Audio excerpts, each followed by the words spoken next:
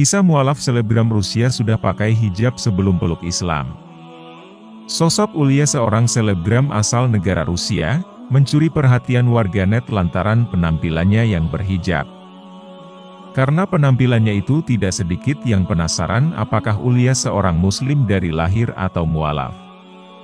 Rupanya, berdasarkan keterangannya, Ulia lahir dari keluarga Kristen di Rusia.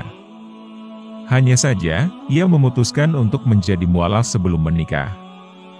Dalam ceritanya saat tinggal di Indonesia, Ulia memiliki banyak teman yang beragama Islam. Ia juga melihat teman-temannya menggunakan hijab, sementara Ulia sendiri kala itu masih memakai bandana dari kain yang diikatkan di bagian kepalanya. Namun, suatu hari, Ulia merasa kepanasan saat sedang berjalan dengan teman-temannya.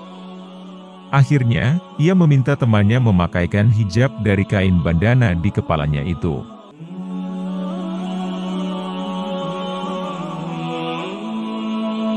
Jadi pas di Indonesia, Ulia tinggal di asrama, dan teman-teman Ulia kebanyakan muslim.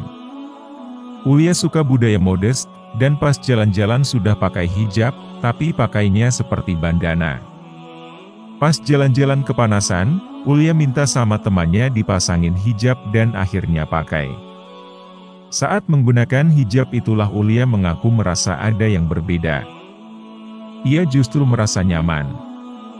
Akhirnya dari kejadian tersebut, Ulia pun memutuskan untuk menggunakan hijab meski agamanya belum Islam. Awalnya merasa nyaman banget, rasanya beda antara pakai hijab dan tidak. Dan Ulia rasanya kok beda, dan lama-lama Ulia mulai berhijab karena nyaman. Setelah memakai hijab, Ulia juga semakin penasaran dengan Islam. Akhirnya ia bertanya mengenai Islam dari teman-temannya. Ternyata Ulia merasa konsep dan prinsip Islam itu masuk secara logika dan sesuai dengannya. Karena merasa memiliki prinsip yang sama dengan Islam, Ulia pun akhirnya putuskan untuk belajar Islam. Ia mulai ikut ngaji, belajar salat, dan lain sebagainya. Terus Ulia tanya sedikit-sedikit sama temannya tentang Islam.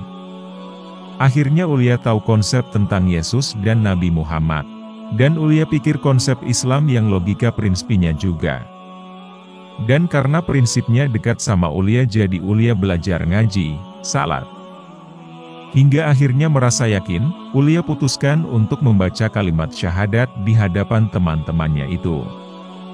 Ucapan syahadatnya itu juga diiringi tangis haru dari teman-temannya yang melihat perjalanan spiritual Ulia.